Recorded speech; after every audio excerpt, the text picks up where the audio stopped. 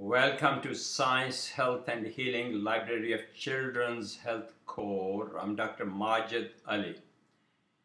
The subject of this article is Exercise 105, an orthopedist exercise. Orthopedic surgeons, of course, are people who specialize in the problems of the bones and joints. This is not a part shot at orthopedic surgery. I received my certification in surgery winter of 1967-68 in England. I'm a fellow of Royal College of Surgeons of England. Much of my training was in orthopedic surgery. This comment was provoked, as were many others in this 15-segment series on exercise, by an article published on the front page of May 31st, 2012 in the New York Times. The title of that article, verbatim, "For some, exercise may increase heart risks, researchers find." So the New York Times is telling all the people in the world on its front page, watch out, exercise may cause heart attacks. It might sicken your heart. That reminded me to include this segment in the series on orthopedist exercise. Many years ago, perhaps 35, 40 years ago, I was in the hospital and at the dining room, and I found myself sitting opposite a good friend, an orthopedic surgeon. And he was telling me he's gaining weight and he has retained an exercise personal trainer, and he has taken membership in a very expensive sports club, and he is really resolved to do something which he advises his patients, which is to engage in regular exercise for good health. So I listened to him. At that time, by pure coincidence, I had written something about exercise, which later, about 20 years later, I turned into my book, Ghoda and Limbic Exercise. Limbic exercise is my term for a non-competitive, meditative, spiritual exercise where the focus is on awakening the body, getting oxygen into the muscles and into the heart and the lungs and the kidneys and every other body organs, but it is not about huffing and puffing. So as he was enthusiastically telling me about his resolution and the money that he had spent in, I got a sinking feeling that he's probably trying to recruit me. He probably wants me also to take membership in this expensive sports club so that I can go with him and do exercise. Of course, I, at that time, also, as I do now, do exercise every single day, but I do it at home.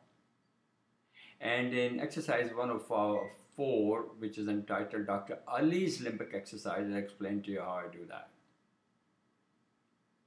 So I didn't want to really say anything about my own personal ideas about exercise. As it turned out, after about 5 days, I was walking into the hospital and he was walking out, and we crossed each other at the entrance to the parking, and he was limping. And I said, "Tom, what happened?" He says, "I pulled my muscle and then I misstepped and then I had a bad sprain and I was using stick for a few days." And I didn't have the heart to ask him, "What happened to your exercise?" This is not an unusual story. How many times have you seen your neighbors, your friends, in a spasm of exercise, desire for a healthy life, take out these expensive memberships in these gyms? Some take on the personal trainers, and they are out to conquer the world. And you know what happens. My point is not that you shouldn't have personal trainers, nor that you shouldn't go to gym. All what I'm saying is that there is another way of exercise for good health, for sharp minds, for a strong heart, for muscles we don't cramp up, we don't sore. becomes sore. You don't have tendinitis. You don't pull muscles. You don't have frozen shoulder. And that's the exercise that my patients, centenarian and near centenarians, have taught me. That's the exercise ideas that my grandfather, my grandmother, who were centenarians or near centenarians, and some other people in my extended family, they taught me about exercise. Their ideas of exercise were totally different from what passes on as the science of exercise physiology in the United States, which I consider pseudoscience. So when the New York Times ran this story again on May 31st, 2012, for some, exercise may increase heart risks, researchers find those researchers are phony researchers. They're wasting government's money, our taxpayers' money, our monies to maintain their jobs, and they come up with these silly research protocols and they publish nonsense. This article is really worth reading word by word. It is posted on www.kids123.org, which is the official website of this Children's Health Corps. We have known for the longest time that wrestlers have more heart disease, more high blood pressure, more strokes. We have known for the longest time that bodybuilders, with very rare exceptions, have more heart disease, more high blood pressure, they have more strokes. They have more arthritis, they have more tendinitis, they get banged up pretty badly.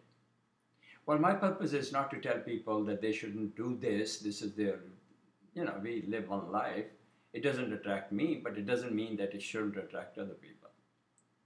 I just think exercise should be a period of spiritual renewal, and then it should be a period of bodily renewal. It should be about equilibrium. It's about fluidity in movement. It should be about fluidity in your muscles and your ligaments in your joints. I know something about pain. I myself have a prolapse disc in my lumbar spine. Please watch segment 4, Dr. Ali's limbic exercise. I tell you what I do myself. I haven't lost any work to my lumbar disc, which is prolapse, which put me into bed twice in the last 15 years. But the point is, I do exercise every single day, and I don't engage. I don't go to gyms. I think the best exercise are walking, swimming. Now, if you want to jog a little bit, that's fine. The point is, don't micro-traumatize yourself. You pay a huge price for it. As one of my orthopedic surgeons told me, a very bright guy, a very dear friend, Dr. Ghazanfar Ali Shah. We first met each other in the 8th grade, and we have continued a close friendship ever since. He's an orthopedic surgeon practicing in Lahore, Pakistan. He told me that every time he sees someone running on the knee on the road, he knows that that's business for him. He's going to someday come to him for knee replacement.